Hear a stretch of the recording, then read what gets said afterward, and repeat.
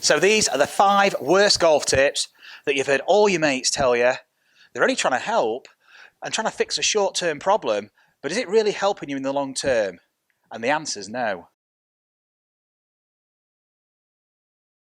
So coming in at number 5, it's the dreaded overswing. But is it really that bad? And maybe you need to do it. Some people swing it shorter, some people swing it longer. Would you tell Dustin Johnson to shorten his swing? Probably not. So why wouldn't you tell him that? Because he needs to. Because if you were throwing a ball, you'd need that backswing to get the power. But everyone's different because everyone generates power differently. So if you have got the potential to use the ground, you might not need as big a backswing. But how do you know that? Using the TheraBand, we can get an idea of how we create that power. So we need the arm swing to stretch the band. And then as soon as we get the body moving in the opposite direction, we've got the snap. We've got the stretch reflex. But we need the arm swing. So how do we feel that arm swing? We can do an exercise. If you're right-handed, use your right hand. Left, use your left. And make a swing. And feel the weight of the golf club at the top. Where do you need to swing to feel that weight? And feel the snap release at the bottom. And there's a timing to this.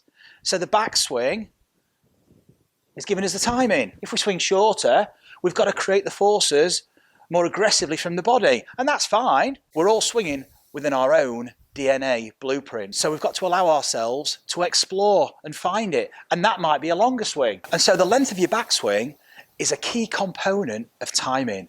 And it's driven by momentum. And that momentum is coming from your body weight shift. So we shift the body weight and we use that momentum to swing the club back. And then we react to the weight of the golf club and we shift the body weight back and that swings the club through. So there's no restriction to your movement. You'll feel this just by purely letting the club swing and sensing the snap at the bottom. To get the intensity of that snap, there'll be a backswing length that you'll feel. It will resonate with you. Yeah, I need to go to a certain place to get maximum snap using just the weight of the club and the momentum from the body. So if you are using excessive force, you're probably interfering with your backswing length. And that's the wrists. The wrists are a free hinge. And what are they reacting to? They're reacting to the momentum of the body. And our attunement to that is the weight shift. So we shift the weight, the body's rotating, and it throws the club.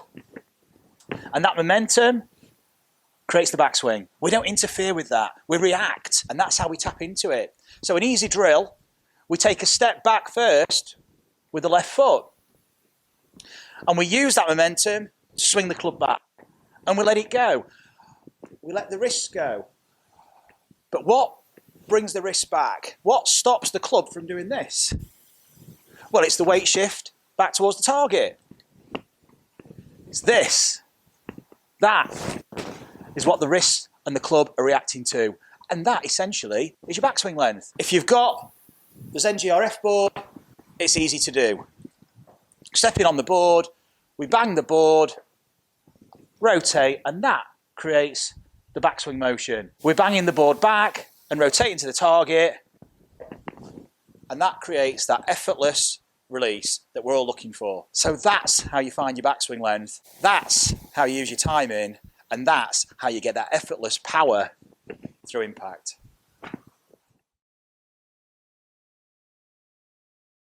So coming in at number 4, it's keeping your lower body still. Or even worse, keeping your feet planted. Don't move those feet. What's that going to do to your movement? Well, it's going to restrict your rotation, potentially restricting the freedom of the movement and the length of your swing. So if you've got a short swing and you think, I can't really get much power, but you're thinking about consistency, maybe you're not using the whole body. Maybe you're just using the upper half. Or, even worse, you've been told to keep the lower body still in an effort to create torque, to create stretch. Use that lower body resistance as a foundation, turn the upper body to build up that stretch, and then let it go. What we're doing is we're creating excessive tension through the body, we're restricting joint movement, and we're restricting the flow in your swing. So if you want to experience what effect keeping your lower body still has on your movement, use a couple of balance pads. So the balance pads can't move. It's really restricted, okay? You can even see I'm losing my balance. It's affecting my balance. Why would that be? Well, if the lower body's not moving and the upper body is, you're compromising stability. Think of an earthquake-proof building. How does it stay upright in the event of an earthquake? It moves. It's on rollers. As the ground moves, the building adapts to maintain a line of gravity through its base of support. So the thing stays up, but it's moving. And that essentially is how your biomechanics are working in the body. We're controlling the centre of gravity through moving. That's why flexibility is important. But we all possess enough flexibility to swing a golf club. If you're physically able to walk, throw a ball, you're physically able to swing and play golf. So look what happens when we allow the feet to move. So we can use the discs. We're actually using now the feet, the ankles, the knees, the hips, and that is allowing the pelvis to rotate. There's a lot of movement available in the lower body, but more importantly, it's allowing me to maintain balance. So now I've got movement, I've got balance. That's allowing you to rotate. That's allowing you to swing the club. Movement.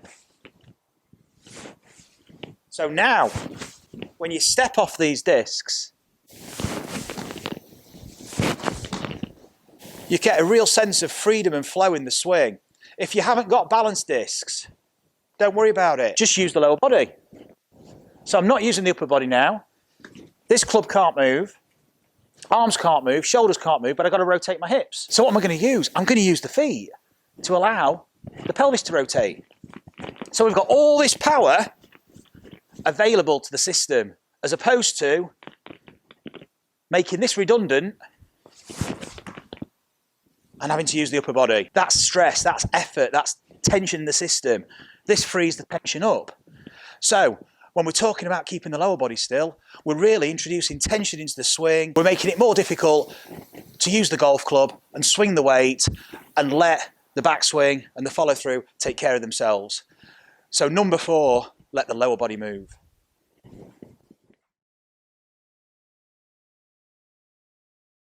And coming in at number 3, what's that? You what, Dave? Keep your left arm straight. Oh, for sake. Keep the left arm straight. What's he mean by that? Are you trying to do that? Is it helping you? Probably not. Because keeping your left arm straight introduces tension. And if you're not using your wrist already, just created one long rigid lever that takes a lot of effort to move. You were probably using your elbow to get some power. Maybe because you weren't using your wrist. Maybe because you're not letting the club swing. And maybe because you're not using the body. So we go all the way back to the ground. We go back to that foot-ground interaction. What would you do if you were throwing a ball? You'd move your weight first. And what's my arm doing? It's reacting. And what's it doing when it goes back? Naturally straightening. Okay? But it's not rigid. It's straightening. It's just relaxed. It's just moving under its own momentum. But that momentum's being generated from the body. So we need the body movement. We need to move our weight. So focus on that sense of weight shift. Throw a ball underarm, but side on. And when you let go of the ball, where's the weight? It's on your left side. So if we want to swing the arm back, we move our weight back. And that swings the arm back.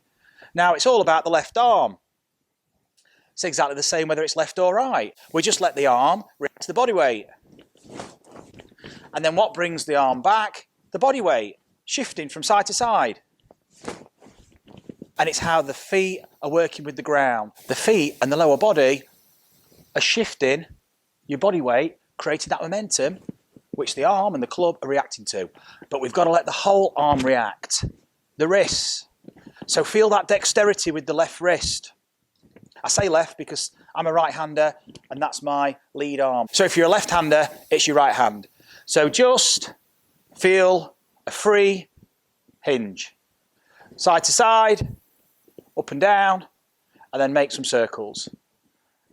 And notice what the rest of the arm does. Because you weren't thinking about it. And now you are, you realise it's got to move. Okay? Everything has to move. So now we're going to let the body swing the club. And we're going to let the club hinge the wrist. It's just allowing it to happen. Attuning ourselves to the momentum. Which is really attuning ourselves to timing. So it's got nothing to do with your left arm. It's everything. We're letting everything move. And when you've got your other hand on the club now, you're just allowing your body weight to drive that momentum. The arms on the club react. You're letting every joint react, and it's going to react in a sequence and give you that flow. Thinking about the left arm, creating tension in the arm, locking out the wrist, is just going to make it more difficult to swing, probably requiring more effort, more force, less time, no follow through, all the things that Dave says you're doing wrong.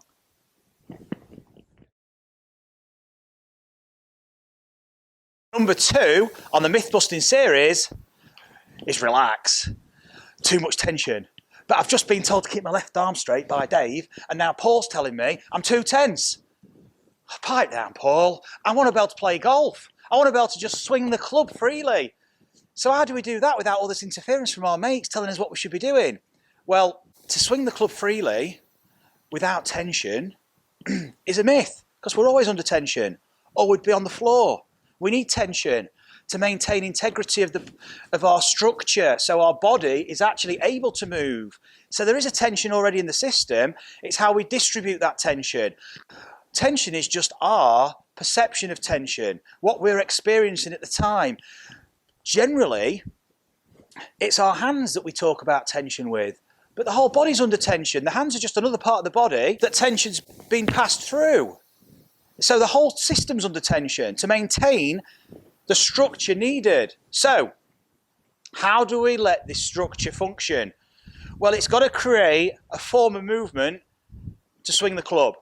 And it does that from the forces you're creating. So how do we get that free-flowing motion? How do we sense this tension-free swing? That's not really a tension-free swing. We know there's tension always present in the system, but our perception of tension via our awareness.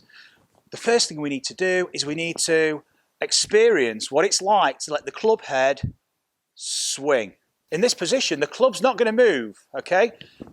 The line of gravity is working through the centre of mass of the golf club. The centre of mass of the golf club is around here, okay? It's a point in space. Once that centre of mass moves outside the line of gravity, that's going to stay inside the line of gravity. Once I move it further away, suddenly now it swings. So now we've got gravity acting on the golf club, okay? And notice how much force that creates. I just do this, and the club swings freely. Try it at home, swing the club, and then try and stop it. And notice how much force you have to apply to stop that momentum. Now, maybe you're doing that in your golf swing. Maybe you're actually fighting this momentum. Maybe you're pulling on the handle or trying to use excessive force and not using the swing weight. Once we've got a sense of this, we can actually move it around our body. Now let's move it to the side. What's it like to feel that motion here? So now in this space here, we're starting to develop a temporal awareness, essentially timing. This takes time. And so what we're doing is we're allowing it to happen, and by doing that, we're starting to attune ourselves to the time it needs. We're not waiting. It doesn't require patience. Movement doesn't need patience. It doesn't require you to consciously wait. That's too contrived. That's suddenly chunking movement. What we need to do is let the movement happen, and we start to develop an understanding of what this takes. Now we're going to add some force. Okay, we're going to let this thing swing, and now we're going to add some force. And let it swing. And notice my body moved. I reacted. Okay, and now I'm going to let my body react to create more force. And notice now where I'm pushing this golf club. Is it over here? Is it here? I want you to try it. I want you to explore how do you need to apply force to this club to get that free-flowing release with maximum speed. And where does it take you to? Now, what kind of shot would you want to hit? If I want to hit a high shot, you might be releasing the golf club earlier. You might be pushing it here. If you want to hit a low shot, you might push it later and push it more in the downward direction. And the finish is different. Hitting it high, it's very different. I'm pushing the golf club in a different place. You're starting to experience force exerted on the club. Now put both hands on and let that club swing freely using the same amount of time. Into that finish. Hold that finish. Swing back and through to that finish. Remember, ideally we should always have an image. We should always be reacting to a visual of the shot. Use that visualization. That's driving your action. Now let's feel the force for that shot. So we're not keeping our hand on the club. We're applying the force and letting it swing. Recognize the finish. Both hands on the club now, and now swing back and through and make the same action.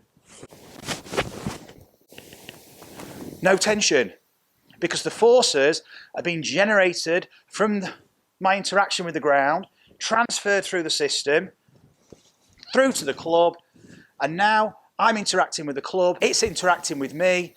There's a dynamic relationship here, which is just creating very, very powerful memories. And this memory is a movement that I've got an awareness for. It's embedded. It's a movement pattern that I recognize for a particular shot. It's instinctive. The body goes there naturally and it recalls the movement. And that's when you play that perfect shot with that effortless swing and you don't know where it came from. It just got recalled. This is how you can generate it. And it's nothing about tension. You've just sliced it off into the trees and your best mate Dave's telling you to keep your head still. It was all about the head. You've sliced it off, but you didn't keep your head still. That's what made it slice. You're fuming, you're bubbling, emotions are riding high, and now you've got your mate telling you to keep your head still. The thing is, does it help? No, because now you're thinking about your head. Now you've got the rest of the round and all you're doing is thinking about your head. So by thinking about what your head's doing, you're now distracting yourself, your attention's wandering now away from where it should be. We should be absorbed in the shot, just like any other sport we play. You think about where the football's going to go. You think about where you're going to hit that tennis ball. You're not thinking about certain parts of the body, because as soon as you think about one part of the body, you're going to constrain everything else, and that is the problem. Once you restrict head movement, you're restricting spine motion, you're restricting spinal rotation, cervical spine, thoracic spine, lumbar, all restricted. And this is also affecting how you interact with the ground, how the lower body moves. There's not much range of motion left available to the body because there's not that many joints left to move because everything's been constrained. So if we keep the head still and try to rotate, okay, I've got to use an excessive amount of lower body movement, okay, and that's fine if we're going to allow ourselves to do that. But we're probably not. We're probably not going to let ourselves move enough. And we've got to have fantastic thoracic mobility. And also cervical too, because the neck's got to be able to rotate. So the neck, the spine, the hips, the ankles have all got to move excessively. And that mobility might not be there. By keeping the head still, you've now just locked out these degrees of freedom that are needed to swing the club. They're needed for the body movement to swing the club. So if we were to try and rotate and shift our weight with keeping the head still, it's possible, but it's very difficult, okay? We need to let the head shift. That's not taking your eye off the ball. That's very different. You can still watch the ball, but if your head needs to shift, let it shift. I'd say you shouldn't even be aware of it. These heavy constraints are creating a golf swing, a movement that would probably not be your natural movement, because your golf swing has now just become a compensation for trying to keep your head still. And we want the whole thing to react as a system, not compensate for unnecessary constraints applied by us. So, how do we do this? Well, you just don't think about it. Let the golf club swing. If you want to experience what it's like to get full rotation, you don't need this. What you want to do is just take your stance. Imagine your mate's behind you, and you're going to look round. Oi, Steve, going to have a look round. You all right, Steve? Body's turned, not even thought about it. This is how your body would naturally rotate without thinking about it. And why did I rotate this way? Because I was looking at my mate behind me. What did I need to do? I needed to rotate my head, rotate my spine, hips, ankles, everything rotated. So have a look up there. So now I just look over here, keeping the body in this position, and this is the kind of space. I'm not saying this is how you should move, but this is the range of motion that you've got available to yourself. Explore that range of motion, because this might be another reason why you have to do all this stuff to get the club up here, to get some power, because you're not allowing your body to move. So left arm straight, left arm bend, short backswing, overswing, all these things might just be originating from you trying to keep your head still. And that's why this is myth busting number one.